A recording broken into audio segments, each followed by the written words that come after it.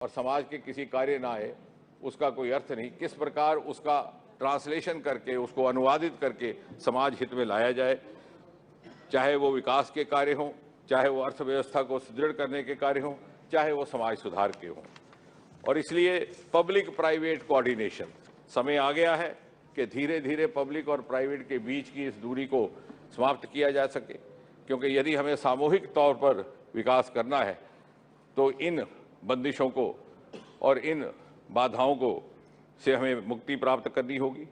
ये संस्था इस बात का भी ध्यान रखेगी कि किस प्रकार इंडस्ट्री को जोड़ा जा सके, so that we have a healthy synergism between research, academia, industry, startups and entrepreneurship. और साथ ही साथ जो फंडिंग होगी, जैसे पहले मैंने अभी कुछ क्षण पहले कहा कि उसका कोई बहुत ज़्यादा व्यवस्थित प्रक्रिया नहीं थी, कई बार वो आउटकम्स उसके उतने नहीं रहते जिसकी अपेक्षा थी, तो इस संस्था के पास एक्सपेंडिचर को एनालाइज करने का भी प्रावधान रहेगा कि कितना देना कितना नहीं, और साथ ही साथ उसका समय समय पर सर्वे भी रहेगा।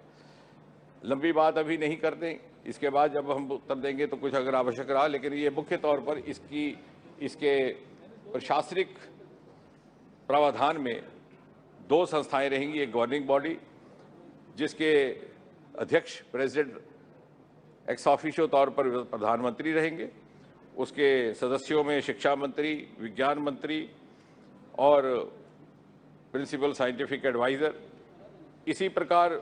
उनके पास ये भी प्रावधान रहेगा कि कुछ वो नॉमिनेट मेंबर्स करें, क्योंकि जैसा मैंने कहा कि इंडस्ट्री को बहुत ज़्यादा इसमें भूमिका देने का प्रयास है।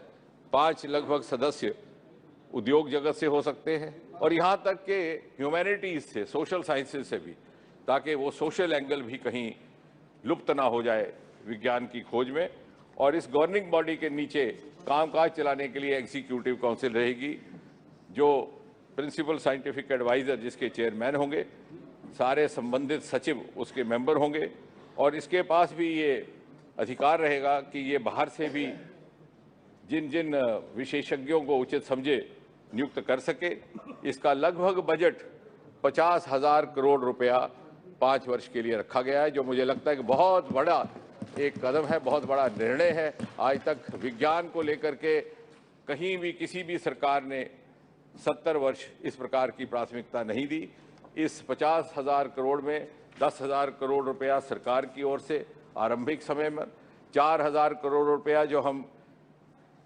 Board of engineering and research को अब इसी में शामिल करेंगे, उसको समाप्त करेंगे, उसका बजट आ जाएगा, और